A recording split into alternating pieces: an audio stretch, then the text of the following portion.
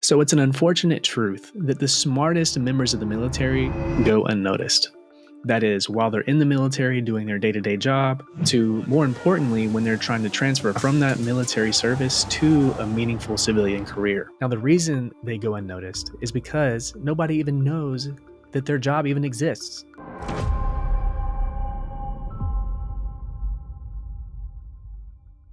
Now, what job is it, do you ask? Well, it's the job of a Navy Nuke. That's right, Navy Nuke, as in nuclear power.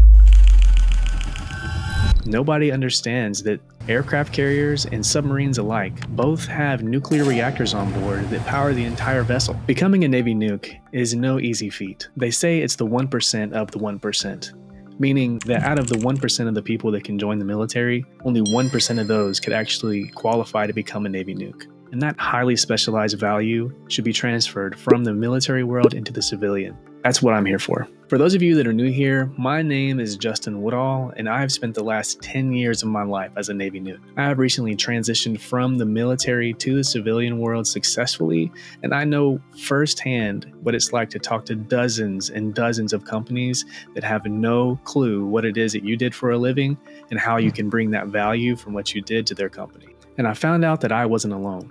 Many of my friends and peers from the time that I served in the military were also having the same problems while trying to find a meaningful civilian career. This is what led me to found the Navy Nuke Network. It is my goal to educate two different groups of people.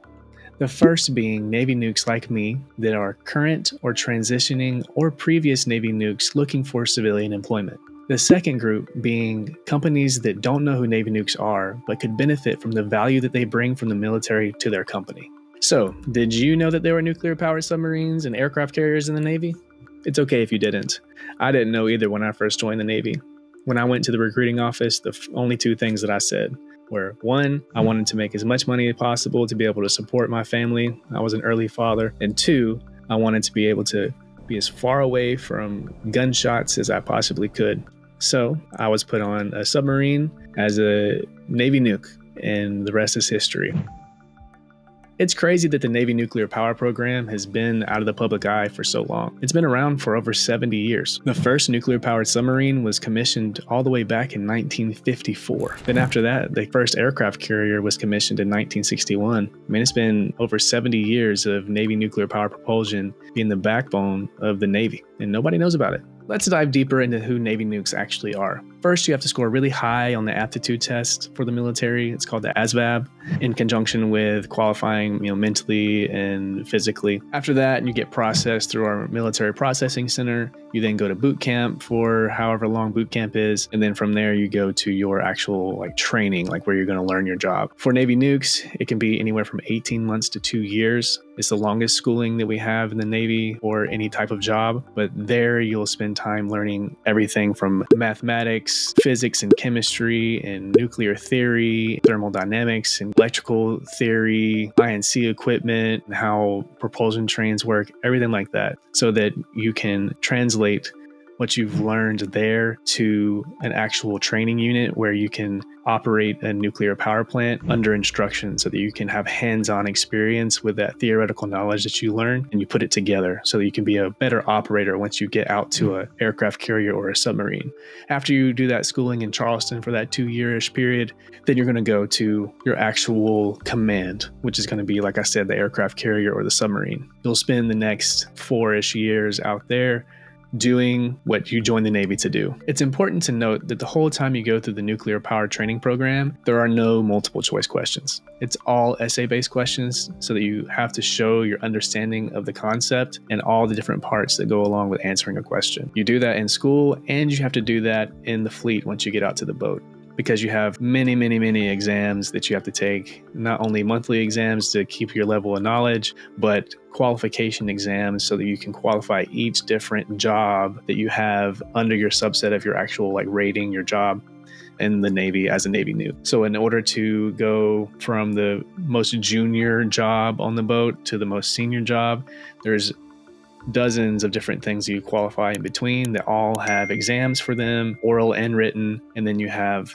those monthly exams that just show your overall level of knowledge about all the systems on your boat. Obviously, it's academically challenging to become a Navy Nuke, but there's things outside of academics and engineering that Navy Nukes get as a product of being on the boat and doing their job. Just to name a few, there's health, safety, and environment as it deals with radiological materials, contamination, and hazardous materials, project management, leadership opportunities inside of your division or your department. There's opportunities to grow as a trainer. You have to train all the people that come to your boat after you and your peers to make sure their level of knowledge is up. There's obviously machine and equipment maintenance. There's calibration that you have to do on all sorts of gauges and valves and tools. Then there's supply and logistics. Navy Nukes have their hands in a lot of different cookie jars when it comes to accomplishing the things they need for their boat to operate efficiently. So not only are Navy Nukes highly valuable for their mind, but they're also valuable for the experiences they gain while being on board a submarine or aircraft carrier. I say all this because there's a lot to take in consideration